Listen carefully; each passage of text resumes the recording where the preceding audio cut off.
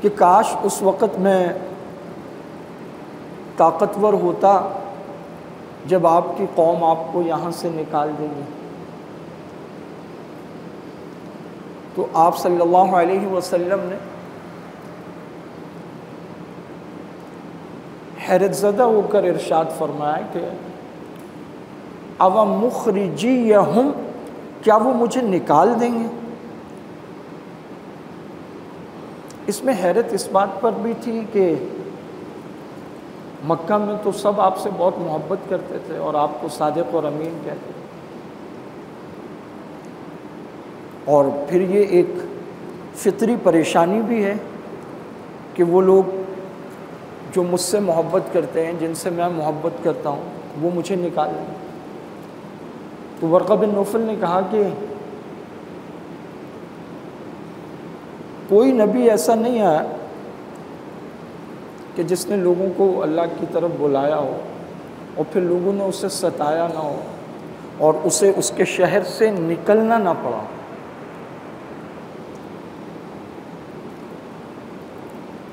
اس حدیث کے ذیل میں محدثین اور شارحین فرماتے ہیں کہ آپ صلی اللہ علیہ وسلم کا اس بات پر پریشان اور حیرت زدہ ہونا اور دکھی ہونا یہ وطن سے محبت کی علامت ہے، اور یہ ایک فطری امر ہے۔ اس حدیث میں کوئی شرعی حکم نہیں بتایا گیا۔ آپ صلی اللہ علیہ وسلم کی طبیعت سے ایک چیز کا اظہار ہوا کہ جب آپ کے سامنے یہ بات آئی کہ آپ کو آپ کے وطن سے نکال دیں گے تو آپ اس پر پریشان اور دکھی ہو گئے۔ تو یہ ایک فطری امر ہے کہ انسان جہاں رہتا ہے اس جگہ سے، اس ماحول سے، وہاں کے لوگوں سے انسان کو انسیت ہوتی ہے، اور یہ صرف انسان کا نہیں ہے بلکہ چرند پرند، حیوانات، حشرات الارض، حتیٰ کہ درندے، ان کا بھی ایک مسکن، ایک گھر ہوتا ہے۔ وہ صبح روزی کی تلاش میں نکلتے ہیں تو شام کو پھر وہ اپنے آشیانے اور اپنے ٹھکانے کی طرف پلٹتے ہیں واپس۔ انسان اشرف المخلوقات ہے، تو اس میں یہ جذبہ اور یہ احساس دوسروں کی بنسبت زیادہ ہے۔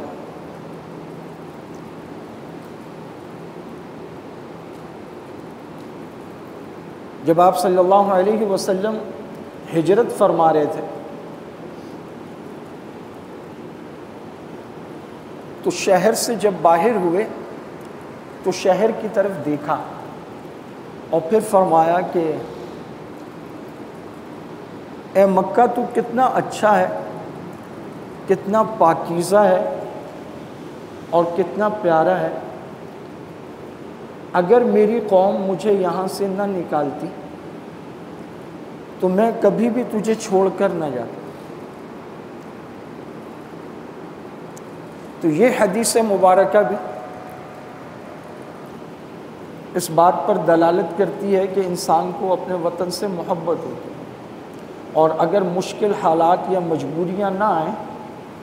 تو خوشی سے کوئی اپنا وطن چھوڑنا نہیں چاہتا۔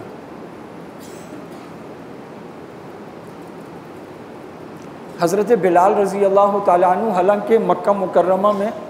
اسلام کی پاداش میں آپ کو بہت اذیتیں دی گئیں، ستایا گیا، تکلیفیں دی گئیں، لیکن اس کے باوجود مدینہ منورہ میں مؤذن رسول تھے، خادم خاص تھے، تو عموماً مسجد نبوی میں پائے جاتے تھے، وہیں ازواج مطہرات کے حجرے تھے، تو بعض اوقات اونچی آواز سے اشعار پڑھتے تھے کہ کیا کبھی وہ دن آئے گا جب میں اذخر اور جلیل گھاس والی مکہ کی وادیوں میں گھوموں گا، کیا کبھی میں مکہ کے پاس مجنہ کے پانیوں پر اتروں گا، اور کیا کبھی فلاں اور فلاں پہاڑ میرے لیے ظاہر ہوں گے۔ وہ مکہ کے 2 پہاڑ۔ تو امی عائشہ رضی اللہ تعالیٰ عنہ نے آپ صلی اللہ علیہ وسلم سے ذکر کیا کہ بلال جو ہے وہ بہت بے خودی کے عالم میں اکثر یہ والے اشعار پڑھتے ہیں، مکہ کو بہت یاد کرتے ہیں۔ تو آپ صلی اللہ علیہ وسلم نے دعا فرمائی، اے اللہ مدینہ کو بھی ہمارے لیے ایسا ہی محبوب بنا دے جیسا کہ مکہ ہمیں محبوب ہے، اور مدینہ کی محبت بھی ہمارے دلوں میں ایسی ہی بٹھا دے، او اشد من، یا اس سے بھی زیادہ بٹھا دیجیے۔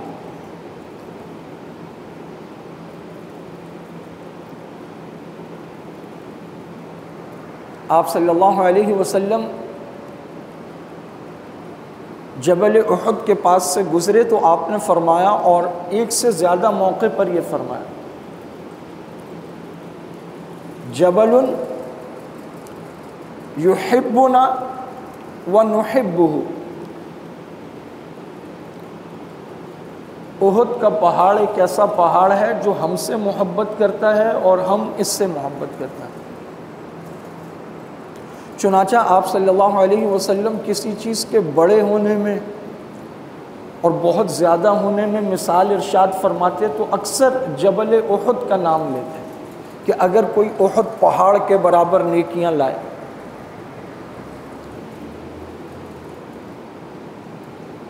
ایک مرتبہ جبل احد کے اوپر تھے آپ صلی اللہ علیہ وسلم، آپ کے ساتھ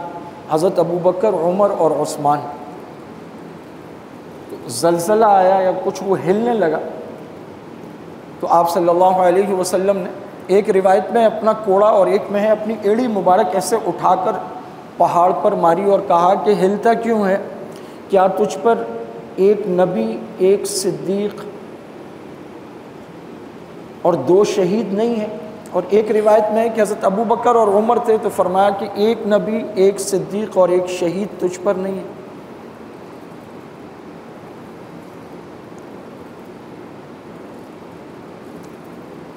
تو پہاڑوں سے، وادیوں سے، پانی سے، درختوں سے، گھاس سے، ایک موقع پر آپ صلی اللہ علیہ وسلم نے دم فرمایا تو ایسے مٹی لی اور اس میں جیسے دم کرنے والے ہلکا سا تھوکتے ہیں ایسے، اور پھر فرمایا ہمارے وطن کی مٹی اور تھوڑا سا تھوک اور ہمارے بیمار کی شفا، اے اللہ اس میں بیمار کی شفا رکھ دے اور اسے بھلا کر دے۔ چنانچہ عاملین کے ہاں ایک یہ بھی طریقہ ہے کہ جہاں کا مریض ہو وہاں کی مٹی لے کر پھر وہ اس پر دم کرتے ہیں اس کے لیے۔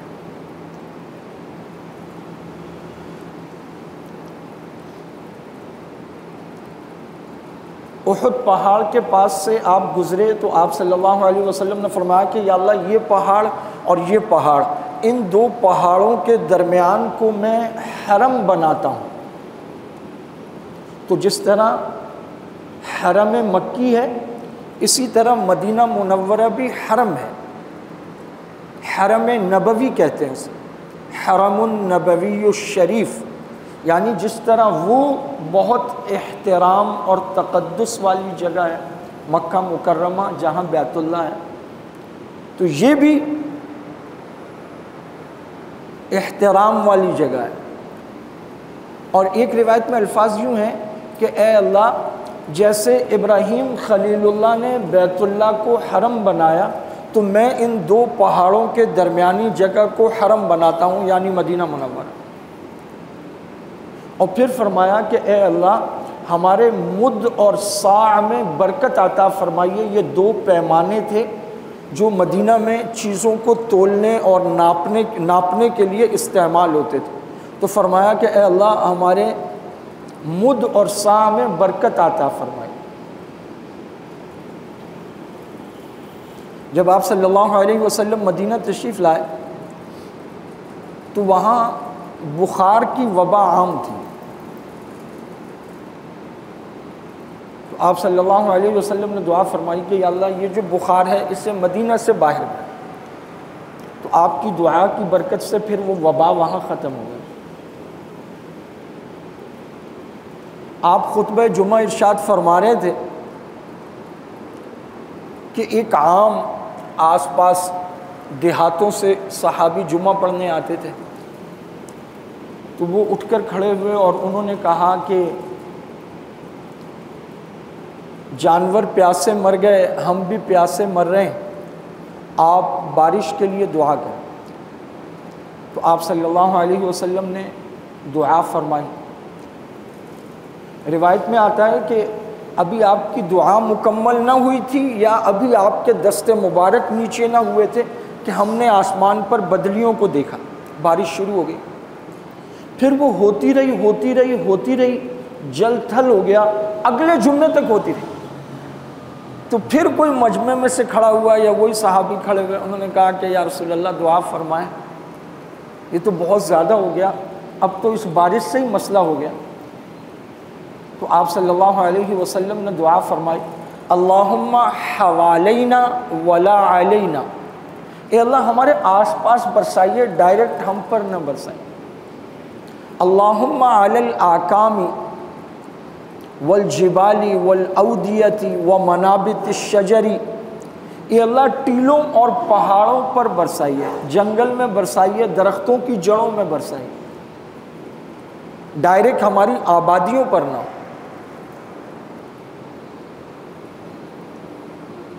حضرت انس رضی اللہ تعالیٰ عنہ کی روایت ہے، وہ فرماتے ہیں کہ آپ صلی اللہ علیہ وسلم جب سفر سے واپس تشریف لاتے تو جب آپ کی نظر دور سے مدینہ کی آبادی، اس کی دیواروں پر پڑتی تو آپ اپنے اونٹ کو تیز کر لیتے، یعنی فرط شوق میں اسے تیز کر لیتے۔ اسی روایت میں ہے، اور اگر آپ کسی اور جانور پر سوار ہوتے، مثلا گھوڑے پر یا خچر پر، تو اسے ایڑ مار کر اسے تیز دوڑاتے کہ بھئی آگے بھئی۔ امام حجر عسقلانی رحمہ اللہ نے لکھا ہے کہ یہ شہر آپ صلی اللہ علیہ وسلم کو محبوب ہے کیونکہ یہ آپ کا وطن ہے،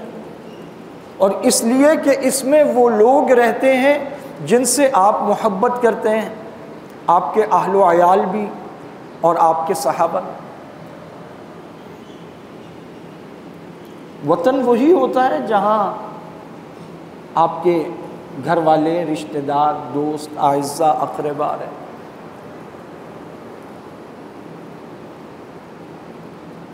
کوئی آدمی 30 سال بعد بھی باہر سے پلٹے تو وہ ڈھونڈ ڈھونڈ کے پرانے دوستوں کے پاس، وہ فلاں صاحب کیا ہوئے، فلاں کیا ہوا، فلاں لڑکا کہاں ہے، وہ کیا کرتا ہے، تم فلاں کے بیٹے ہو، پرانے بزرگوں کے پاس جا کر مجھے پہچانا میں کون ہوں۔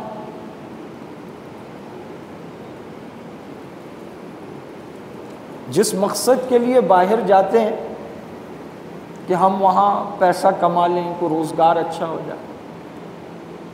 تو جب وہ مقصد پورا ہوتا ہے پھر بہت شوق کے ساتھ واپس پلٹ۔ ہر ایک کی خواہش ہوتی ہے کہ میں اپنے بچوں کو بھی لے کر آؤں، ان کو اپنے اعزاء، اقربا، دوستوں، رشتہ داروں سے ملواؤں۔ تو یہ تو ایک فطری جذبہ ہے جو ہر انسان میں ہوتا ہے، لیکن ایک مسلمان کا کام اس سے بڑھ کر ہے۔ اس کی محبت صرف دیواروں تک اور تعمیر، بناوٹ تک محدود نہیں رہتی۔ اللہ رب العزت فرماتے ہیں الذین ان مکناہم فی الارض،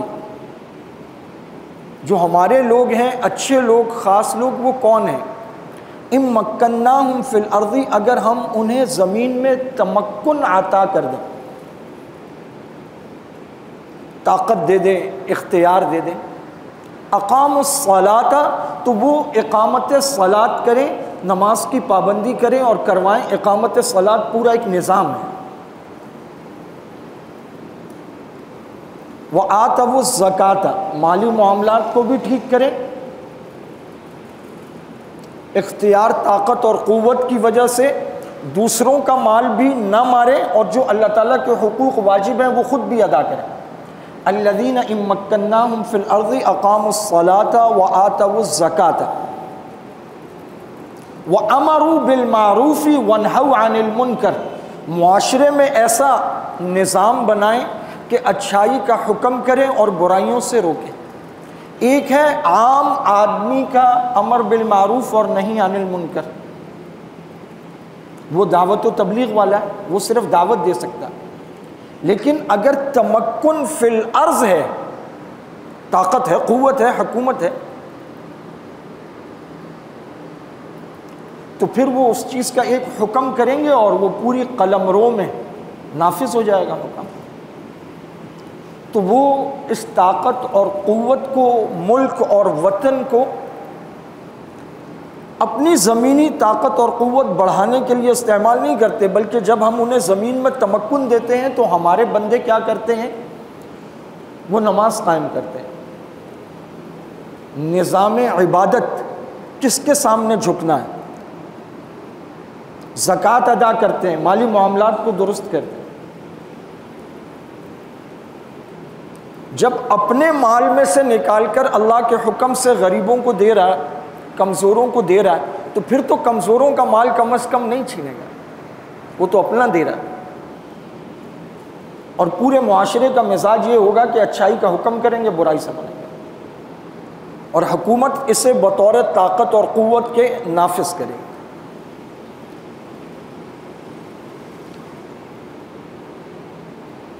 مال فے ایک مال ہے، جہاد میں حاصل ہوتا ہے، ایک مال غنیمت ہوتا ہے جو لڑائی کے بعد حاصل ہوتا ہے، ایک مال فے ہے۔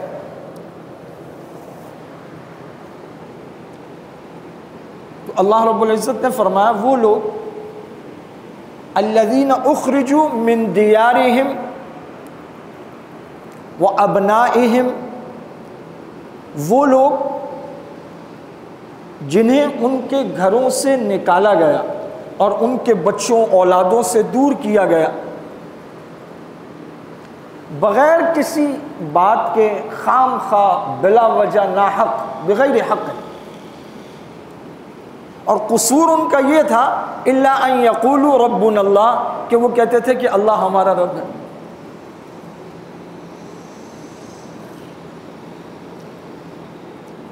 تو فرمایا کہ مال فے میں ان کا حصہ ہے، یہ ان کے لیے ہے، للفقراء المہاجرین الذین اخرجوا من دیارہم بغیر حق، وہ فقراء مہاجرین جنہیں اپنا گھر بار اللہ کے لیے چھوڑنا پڑا، یہ مال فے ان کے لیے۔ اور فرمایا کہ ان کے لیے بڑے درجات ہیں اور اللہ کے ہاں بڑا اجر ہے۔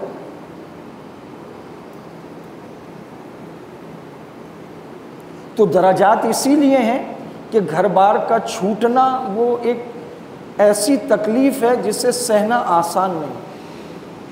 اور جب ہجرت کا حکم ہوا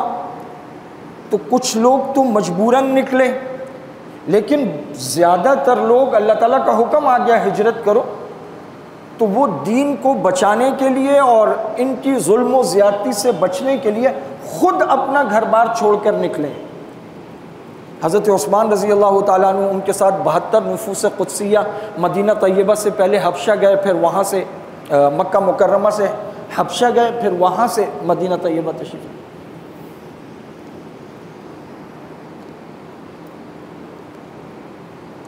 تو وطن کی محبت وہ اللہ رب العزت نے ہر جاندار میں رکھی ہے، انسان میں زیادہ ہے، اور وہ فطری ہے، ہر انسان میں ہوتی ہے۔ لیکن حق کا بیان کرنا، حق کی طرف لوگوں کو بلانا، وہ اتنا ضروری ہے کہ اس کے لیے اگر مال کی قربانی دینی پڑے تو وہ بھی دینی ہے، جان کی قربانی دینی پڑے تو وہ بھی دینی، وطن کی قربانی دینی پڑے تو وہ بھی دینی ہے، ہجرت کرنی ہے۔ لیکن ان قربانیوں کو جہاں جہاں اللہ رب العزت نے ذکر فرمایا وہاں یہی بتایا کہ یہ بڑی قربانی ہے۔ خود اللہ رب العزت فرما رہے ہیں کہ یہ بڑی قربانی ہے، انسان کو اللہ نے بنایا، اللہ تعالیٰ سب سے زیادہ جانتے ہیں انسان۔ ایک موقع پر قوم بنی اسرائیل کے بارے میں فرمایا وَلَوْ أَنَّا كَتَبْنَا عَلَيْهِمْ أَوْ اقْتُلُوا أَنفُسَكُمْ أَوْ اخْرُجُوا مِنْ دِيَارِكُمْ مَا فَعَلُوهُ إِلَّا قَلِيلًا مِّنْهُمْ، اگر ہم ان پر یہ فرض کر دیتے نا کہ تم ایک دوسرے کو قتل کرو، گردنیں مارو، یا یہ کہ اپنے گھر بار چھوڑ دو، تو اکثریت ایسا نہ کر پاتی، بہت تھوڑے سے لوگ ہوتے جو اس حکم پر عمل کر پاتے۔ یعنی جس طرح مشکل ہے جان دینا،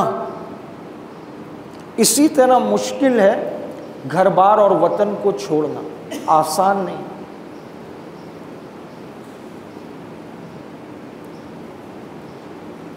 ایک مشہور جملہ ہے، ذکر کیا جاتا ہے اور پھر یہ کہا جاتا ہے کہ یہ حدیث ہے، تو وہ حدیث نہیں ہے، کوئی من گھڑت جملہ ہے، حب الوطن من الایمان، وطن کی محبت ایمان میں سے ہے یا ایمان کا حصہ ہے۔ تو یہ حدیث مبارکہ نہیں ہے، لیکن باقی یہ تمام آیات مبارکہ، احادیث مبارکہ، آپ صلی اللہ علیہ وسلم کی سیرت طیبہ، اس سے معلوم ہوتا ہے کہ وطن سے محبت ایک فطری امر ہے، وہ ہر انسان میں ہوتی ہے۔ اور پھر آپ صلی اللہ علیہ وسلم کائنات کے سب سے مقدس شہر اور بابرکت شہر مکہ مکرمہ کو چھوڑ کر آئے تھے، لیکن جہاں آپ آئے آپ نے فرمایا میں اسے بھی حرم بناتا ہوں، اس کے لیے بھی دعائیں فرمائیں اور کہا کہ یا اللہ ہمارے پیمانوں میں بھی برکت عطا فرما، یہاں کی بیماریوں کو باہر نکال دے اور یہاں کی محبت ہمارے دلوں میں بٹھا دے، تاکہ وہ جو پچھلی تڑپ اور کسک ہے اس میں کچھ کمی آ جائے۔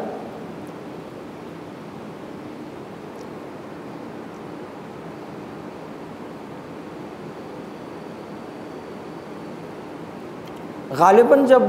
فتح مکہ کے بعد طائف فتح ہوا تو طائف میں بہت مال غنیمت ملا، منوں کے حساب سے امیر لوگ تھے۔ جس طرح یہ شہر سے باہر فارم ہاؤس ہوتے ہیں ہمارے،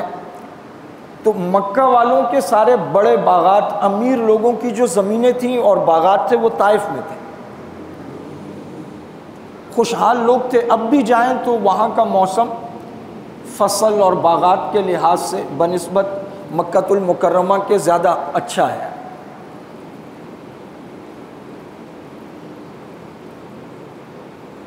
لا الہ الا اللہ، لا الہ الا اللہ۔ کیا بات عرض کر رہا تھا نا؟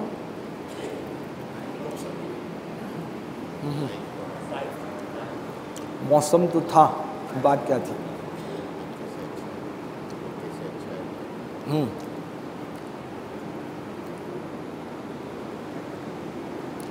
وہاں بہت سارا مال غنیمت ملا، سونا، چاندی، بکریاں۔ تو مکہ فتح ہو گیا تھا، تو جو لوگ کل تک مخالف کھڑے تھے وہ بھی سرنگوں ہو گئے۔ تو آپ صلی اللہ علیہ وسلم نے مکہ والوں کو بھی، قریش والوں کو بھی، اپنے رشتہ داروں کو بھی، وہاں کے سرداروں کو بھی خوب مال دیا۔ اسے کہتے ہیں دلجوئی، تالیف قلب۔ حتیٰ کہ یہ اسلام میں ایسا امر ضروری تھا اس دور کا کہ جہاں زکوٰۃ کے مصارف بیان فرمائے، انما الصدقات للفقراء والمساکین والعاملین علیہا، فرمایا والمؤلفۃ قلوبہم۔ کل تک یہ مقابلے میں کھڑے تھے، آج نہ صرف یہ کہ ہم معاف کرتے ہیں بلکہ ہم ان کو بہت سارا مال بھی دیتے ہیں تاکہ ان کے دل ہمارے لیے، اسلام کے لیے، مسلمانوں کے لیے نرم ہو جائیں۔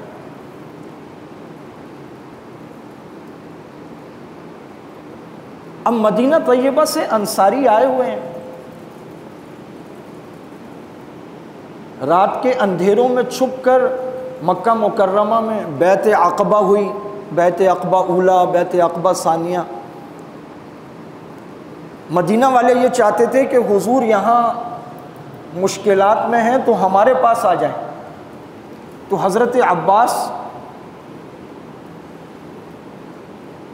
بعض فرماتے ہیں کہ ابھی اسلام قبول نہیں کیا تھا، بعض فرماتے ہیں قبول کر لیا تھا لیکن ظاہر نہیں کیا تھا۔ تو انہوں نے کہا کہ دیکھو تم لے جا تو رہے ہو لیکن ایسا نہ ہو کہ پھر تم حفاظت نہ کر پاؤ۔ تو انہوں نے اس وقت کہا تھا کہ کوئی ان تک نہیں پہنچ پائے گا جب تک کہ ہمارے مردوں میں سے کوئی ایک مرد زندہ ہو، ہماری عورتوں میں سے کوئی عورت زندہ ہو، ہمارے بچوں میں سے کوئی بچہ زندہ ہو، اس وقت تک ان کو تو کوئی نہیں پہنچ سکے گا، ہم اس طرح ان کی حفاظت کریں گے۔ اور دونوں مرتبہ بیعت میں خواتین بھی تھی، حج کے لیے آئے ہوئے تھے تو مرد عورتیں سب۔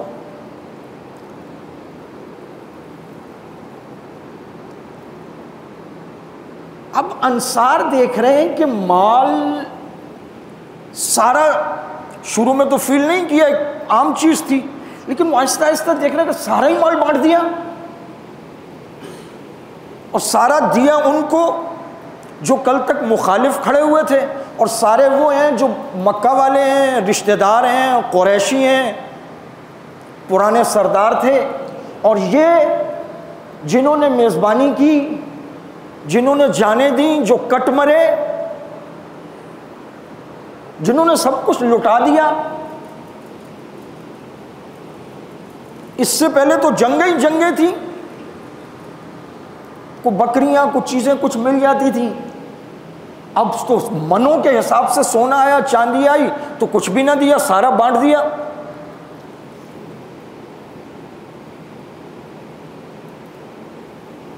تو کچھ نئے لوگ تھے اور کچھ جوان تھے، جوان جذباتی ہوتے ہیں، ان کی نظر دور تک نہیں جاتی،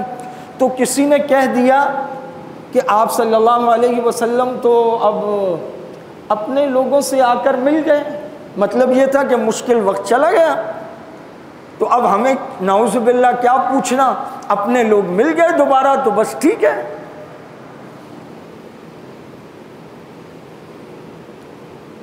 لا الہ الا اللہ۔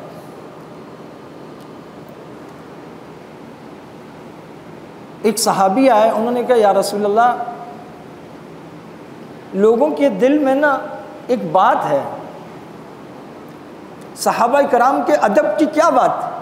کہ یا رسول اللہ لوگوں کے دل میں ایک بات ہے۔ آپ نے فرمایا کس کے؟ تو انہوں نے کہا یا رسول اللہ قوم کے لوگوں کے دل میں ایک بات ہے، اور فرمایا اور تم؟ تو گردن جھکا کر عرض کیا کہ یا رسول اللہ میں بھی قوم کا ایک فرد ہوں۔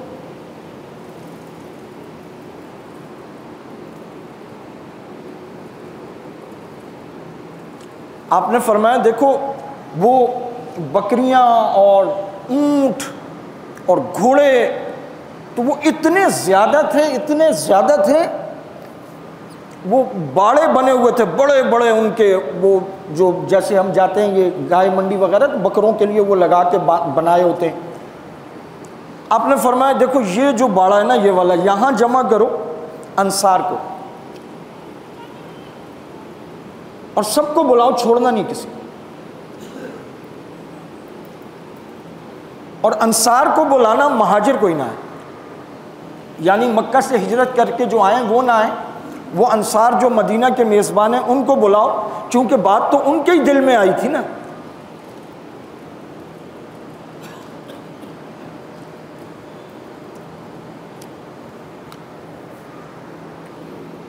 بعض اوقات آپ کے دل میں کوئی بات تو نہیں ہوتی، لیکن جب جوان لڑکے آ کے پوچھتے ہیں تو آپ کے پاس جواب نہیں ہوتا، تو جب جواب نہیں ہوتا تو آدمی چپ کر جاتا ہے، اس سے غلط فہمیاں جنم لیتی۔ اب آپ صلی اللہ علیہ وسلم کی نظر اور بصیرت جہاں تک ہے وہاں تک تو کوئی نہیں۔ تو آپ نے فرمایا ہاں بھائی آ گئے، سارے آ گئے، رہ تو نہیں گئے کوئی؟ تو جب عرض کیا گیا کہ یا رسول اللہ سارے آ گئے، تو کہا کہ کچھ مہاجرین بھی بعد میں، آپ نے فرمایا آنے دو۔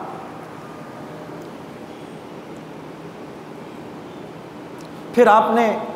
اللہ تعالیٰ کی حمد و ثنا فرمائی اور پھر فرمایا میں جانتا ہوں تم لوگوں کے دل میں ایک بات ہے، مجھے معلوم ہے، اور وہ بات ہونی بھی چاہیے، وہ بات بنتی بھی ہے، تو چلو کہو کیا بات ہے۔ تو سب چپ۔ آپ نے فرمایا کہو نا کیا بات ہے، سب چپ۔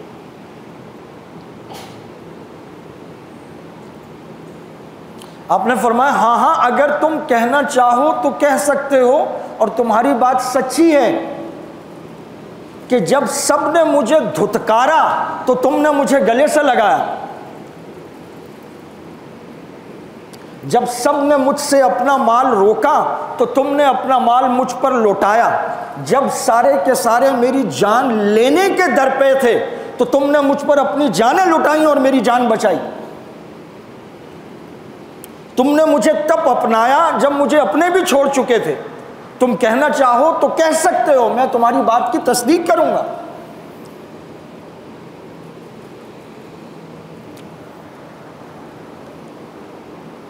تم یہ کہو کہ ہم آپ کے ساتھ پہاڑوں پر چڑھے اور سمندروں تک پہنچے اور ریگستانوں اور بیابانوں میں دوڑے اور ہم دائیں بائیں آگے پیچھے لڑے اور کٹ مرے، تو تمہاری بات سچی ہے، تم یہ کہہ سکتے ہو، کہنا چاہتے ہو تو کہو۔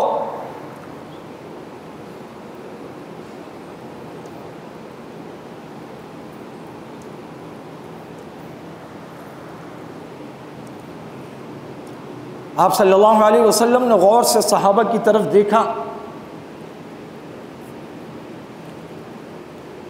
تو ایک بات تو پتہ چل گئی کہ ہمیں جس بات کا ملال ہے اس کی وجہ تو ساری معلوم ہے، تو یقیناً پھر کوئی حکمت ہے۔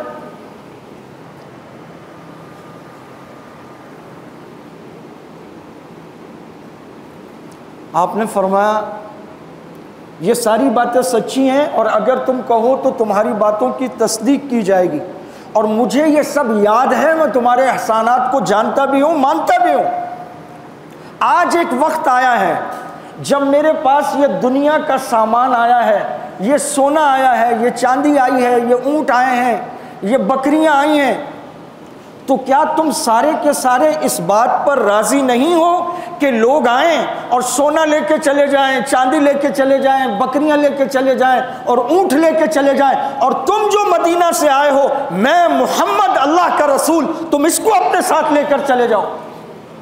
یہ تو دنیا کی چند عارضی چیزیں ہیں جو میں لوگوں کی دلجوئی کے لیے انہیں دے رہا ہوں، کیونکہ مجھے معلوم ہے کہ ان کی دلجوئی ان چیزوں سے ہوتی ہے، اور میں جانتا ہوں تمہیں کیا چاہیے، میں محمد تمہارے ساتھ جاؤں گا نا،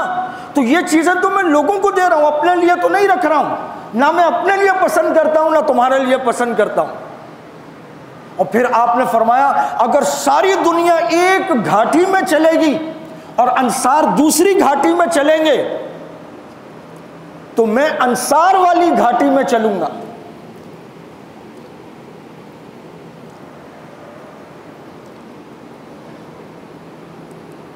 پھر آپ صلی اللہ علیہ وسلم نے بہت ساری دعائیں دی، کہا اے اللہ انصار کو برکت دے، اے اللہ انصار کی مغفرت فرما، انصار پر رحم فرما، اللہم اغفر للانصار والمہاجر، آخر میں پھر مہاجر، 3 دفعہ دعا دی، آخر میں پھر انصار کے ساتھ مہاجرین کو ملایا۔ حالت یہ تھی، صحابہ فرماتے ہیں کہ کاٹو تو بدن میں لہو نہیں، کہا بوڑھے ان کی آنکھوں سے زارو قطار آنسو بہ رہے تھے اور جوان دھاڑے مار مار کے رو رہے تھے۔ آپ صلی اللہ علیہ وسلم نے فرمایا تم میرے ساتھ ہو، میں تمہارے ساتھ ہوں، تم نے مجھے دیکھا ہے، میں نے تمہیں دیکھا ہے، کیا تم مجھ سے ناراض ہو جاؤ گے یہ سونے کے چند ٹکڑوں اور چاندی کے ٹکڑوں کے لیے؟ کیا تم اس بات پہ خوش نہیں ہو کہ تم اللہ کے رسول کو اپنے ساتھ لے جاؤ، جبکہ میں تم سے محبت کرتا ہوں اور تمہارے ساتھ جانا چاہتا ہوں؟ مقصود یہ تھا کہ جس طرح تم خالی ہاتھ جاؤ گے تو میں بھی خالی ہاتھ جاؤں گا نا، ہم تو اللہ کی رحمت اور رضا لے کے چلے جائیں گے، اگر کچھ نئے لوگ آئیں وہ مال لے جاتے ہیں لے جائیں، تم تو اللہ کا رسول لے جا رہے ہو، کیا تم اس خزانے پر راضی نہیں ہو؟ تو بے ساختہ سارے روتے ہوئے انہوں نے کہا ہم راضی ہیں، ہم راضی ہیں، ہمیں یہی چاہیے جو آپ نے ہمیں دیا، ہماری نظر چوک گئی، ہم سمجھ نہ پائے۔ وطن سے محبت، اہل وطن سے محبت، اپنے لوگوں کے لیے اچھا سوچنا، اتنا اچھا سوچنا کہ سونے چاندی اور مال مویشی سے بڑھ کر سوچنا۔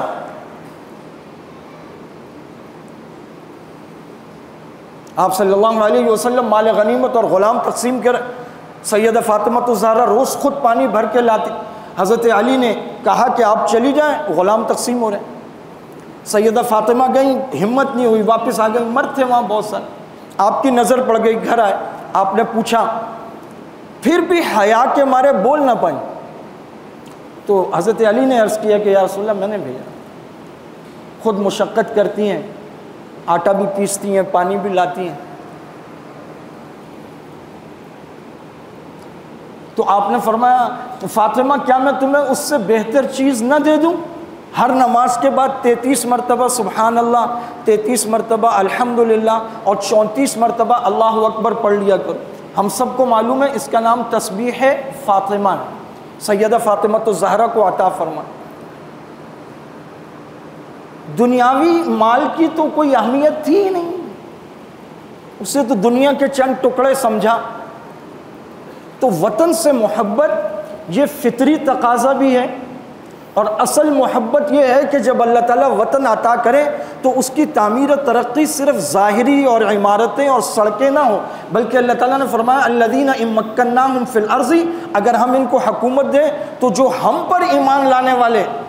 اچھے ایمان، وہ کیا کریں گے؟ اقاموا الصلاۃ وآتوا الزکاۃ وامروا بالمعروف ونہوا عن المنکر، بے حیائی سے اجتناب، فرمایا تعاونوا علی البر والتقوی ولا تعاونوا علی الاثم والعدوان، ایک دوسرے سے جو تعاون کرنا ہے وہ نیکی اور اچھائی کے کاموں پر کرنا ہے، برائی اور بے حیائی کے کاموں اور اللہ کے حکموں کو توڑنا اور بغاوت کرنا، عدوان، اس پہ ایک دوسرے کا ممد و معاون نہیں بننا۔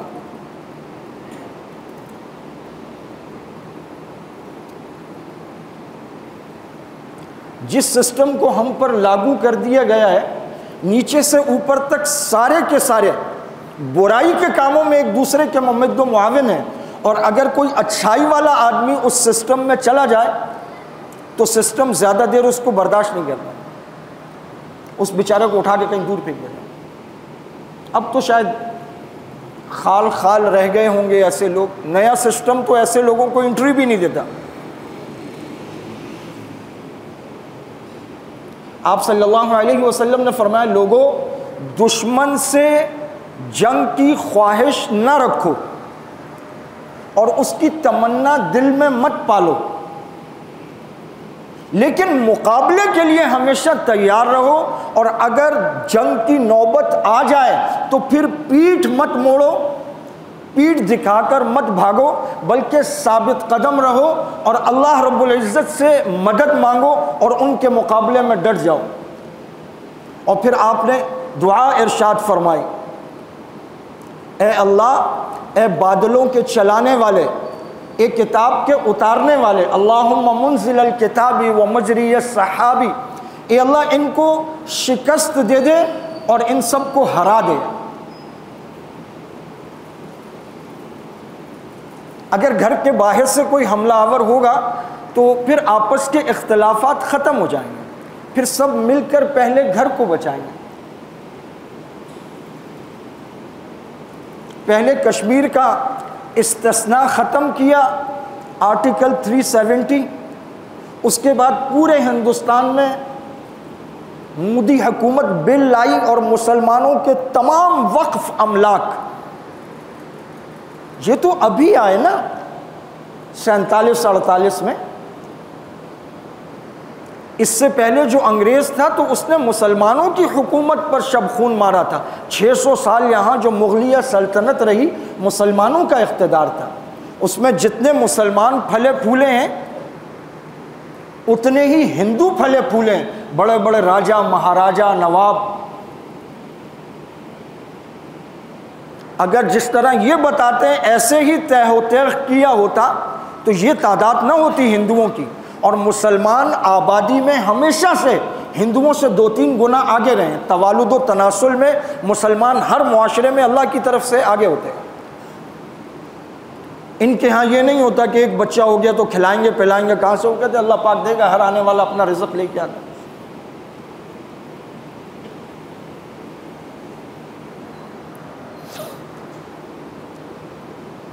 تمام وقف املاک پہ قبضہ کر لیا، یعنی نہ کوئی مزار ہے مسلمانوں کے پاس، نہ کوئی مسجد ہے، نہ مدرسہ ہے، نہ قبریں ہیں، نہ قبرستان ہیں۔ ہزاروں میں ان کی تعداد ہے اور کھربوں روپے سے زیادہ کی مالکیت۔ اللہ رب العزت نے ہمیں ایک آزاد وطن دیا ہے، یہاں لوگ کرپٹ صحیح، ادارے کرپٹ صحیح، اداروں میں بہت سارے لوگ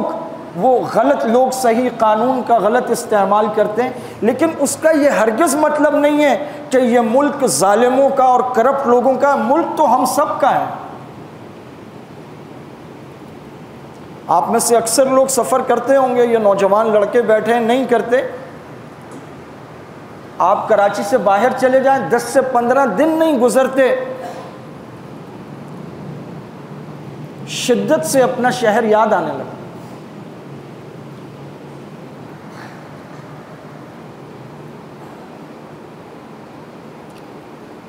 لا الہ الا اللہ۔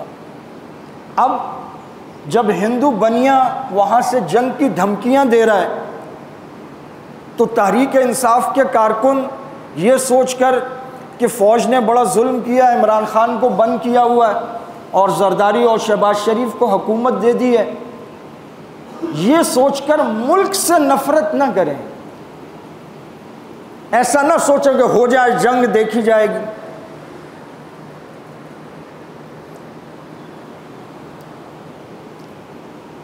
کل کوئی پوسٹ تھی وہ میں نے لگائی تو کسی نے کہا کہ جی یہ 3-4 جوان شہید ہوئے ہیں، اللہ کرے 300-400 ہو جائیں، انہوں نے بہت مال بنایا۔ تو میں نے ان سے عرض کیا، میں نے کہا مال اگر بنایا بھی ہوگا تو جرنلوں نے بنایا ہوگا، یہ جو عام سپاہی ہے بیچارہ یہ اتنا ہی مظلوم ہے جتنے ہم مظلوم ہیں۔ 12 گھنٹے ڈیوٹی دیتے ہیں، سرحدوں پہ کھڑے ہوئے لڑتے ہیں، جانیں دیتے ہیں۔ اس میں کوئی شک نہیں ہے کہ ہمیں اداروں سے بہت ساری تکلیفیں ہیں، اختلافات ہیں، لیکن ملک تو ہمارا ہے، ہم یہاں پیدا ہوئے ہیں، ہمارے بڑوں کی قبریں یہاں ہیں، ہماری زندگیاں یہاں گزری ہیں، ہم اپنے بچے اپنے گھر بار یہاں چھوڑ کے جائیں گے۔ ہم ان کے لیے جتنا ہم سے ہو سکا اللہ پاک سے مانگتے بھی ہیں، کوشش بھی کرتے ہیں کہ ہمارا ملک بہتر سے بہتر ہو، نظام بہتر سے بہتر ہو، ظلم کے خلاف، کرپشن کے خلاف، ناانصافی کے خلاف جتنی آواز اٹھا سکے ہر انسان کو اٹھانی چاہیے، اپنے حصے کا نیک کام کرنا چاہیے۔ لیکن یہ بیوقوفی نہیں ہونی چاہیے کہ کچھ یار ہو جائے جنگ، جو ہوگی دیکھی جائے گی، یہ بھی تو یہ کر رہے ہیں۔ ہمارے دارالعلوم کراچی کے ایک عالم وہ بتاتے ہیں، انہوں نے کہا جی ہم ابتدائی درجات میں پڑھتے تھے تو ہمارے افغانی استاد تھے، تو جنگ کا ماحول بنا ہوا تھا، تو انہوں نے کہا ہاں بھائی لڑکوں کیا خیال ہے جنگ ہو جائے؟ تو ایک تو اسٹوڈنٹ، پھر اس پر مدرسے کا طالب علم، تو مدرسے کے طالب علم تو چونکہ انہوں نے قرآن حدیث جہاد، انہوں نے کہا جی ہو جائے جنگ ہو جائے۔ تو کہتے ہیں انہوں نے پوری کلاس سے ان کے ویوز لیے، پھر کہا میں افغانی ہوں، میرے ملک میں پچھلے 30-35 سال سے جنگ ہے۔ پھر انہوں نے جو تفصیلات بتانا شروع کی کہ ہمارے کالج برباد، یونیورسٹیاں برباد، ہمارے مدارس برباد، ہمارے علماء در بدر، ہمارے ہاں اتنی بیوائیں، اتنے یتیم، اتنے معذور، ملک کے معاشی حالات یہ ہیں۔ انہوں نے کہا یہ سرخ و سفید تندرست و توانا افغانی جو یہاں کھدائیاں کر رہا ہے اور بجریاں اٹھا رہا ہے اور تمہارے جھاڑو مار رہا ہے اور پانی بیچ رہا ہے اور مالٹے بیچ رہا ہے کھڑا ہو کر، یہ اپنے اپنے مقامات پر کئی کئی ایکڑ زمین کے مالک، آدھے آدھے پہاڑوں کے جنگلات کے مالک، 200 400 دمبا پالا ہوا، انہوں نے کہا یہ جنگ ہے جس نے ہمیں یہاں تک پہنچایا ہے، خدا کے لیے جنگ کی تمنا کبھی مت کرو، جنگ کوئی اچھی چیز نہیں ہے، جنگ نے کبھی کسی کو کچھ نہیں دیا۔ اسلام میں جو جہاد ہے یہ لوگوں کی گردنیں کاٹنے کے لیے نہیں ہے، وَقَاتِلُوهُمْ حَتَّى لَا تَكُونَ فِتْنَةٌ، ان سے قتال کرو یہاں تک کہ فتنہ نہ رہے۔ وہ فتنہ کیا ہے؟ ایک تو خود اللہ کا انکار کرنا، اگر کوئی اللہ کا انکار کرے، رسول کا انکار کرے، اسلام اس کو برداشت کرتا ہے، 100% برداشت کرتا ہے۔ آپ اپنا مندر بناؤ، اپنا چرچ بناؤ، اس میں عبادت کرو، اپنی عدالتیں لگاؤ، اپنے قوانین، حتیٰ کہ شراب پیو، خنزیر کھاؤ، اس کی بھی اجازت ہے، اسلامی سلطنت میں رہتے ہوئے اس کی تجارت بھی کرو، کھاؤ، قطعاً منع نہیں ہے کافروں کے لیے۔ یہ ہمارے یہاں سندھ میں جتنے شراب خانے ہیں سارے پرمٹ ہندوؤں کے نام پہ تو ہیں۔ وہ یہی تو کہہ رہا تھا رمیش کمار اسمبلی میں، اس نے کہا نام پر ہندوؤں کے، پیتے سارے یہی۔ لیکن ایک آپ خود انکار کریں، پھر آپ اسلام کی دعوت دینے والوں کو روکیں، پھر آپ گستاخیاں کریں، پھر آپ توہین کریں،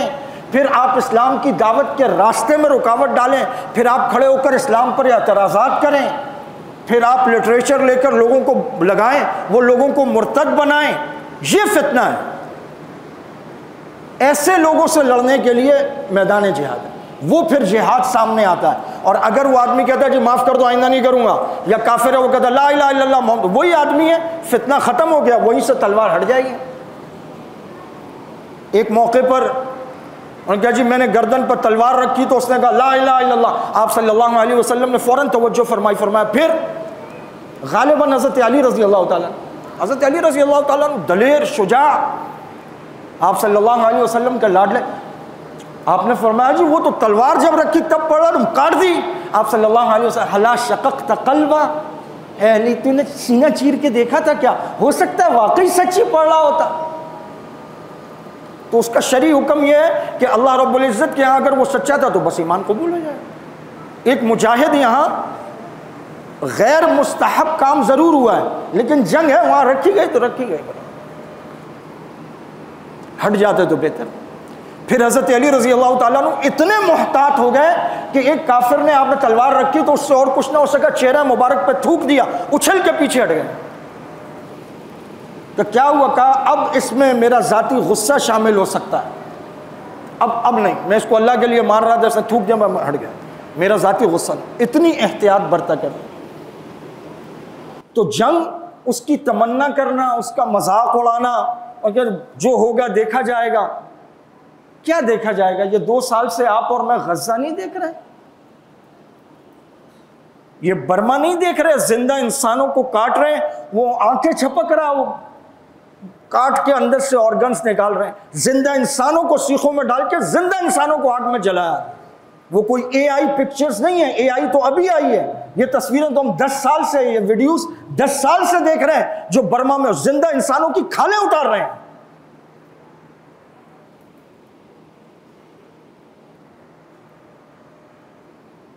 اللہ رب العزت ہم سب کی بدامنی سے اور جنگ سے حفاظت فرمائے۔ آپ صلی اللہ علیہ وسلم سے پوچھا یا رسول اللہ سب سے اچھی دعا کیا ہے؟ فرمایا اللہ تعالیٰ سے عافیت مانگو، اللہم انی اسألک العفو والعافیہ، اے اللہ آپ کی معافی اور درگزر اور آپ سے عافیت کا سوال کرتے ہیں۔ اس وقت ہمارے ہاں مزاج بنا ہوا ہے، جنگ کا ہی مذاق بنا دیا ہے، اور بہت سارے لوگ کہتے ہیں چلو ٹھیک ہے پتہ لگے گا ان فوجیوں کا بھی، ان کا تو جو پتہ لگے گا تو صرف فوجی تھوڑی جائیں گے، جب بمباری ہوگی تو سارے شہر بھی جائیں گے، مظلوم بھی جائیں گے۔ اللہ نہ کرے وہ شروع ہوا تو 2 دن میں سب کی ہوا ٹائٹ ہو جائے گی، بولتی بند ہو جائے گی۔ تو آپ صلی اللہ علیہ وسلم نے فرمایا جنگ کی تمنا دل میں نہ رکھو، اور اگر ایسا ہو جائے پھر ثابت قدم رہو، پھر اللہ رب العزت سے مدد مانگو۔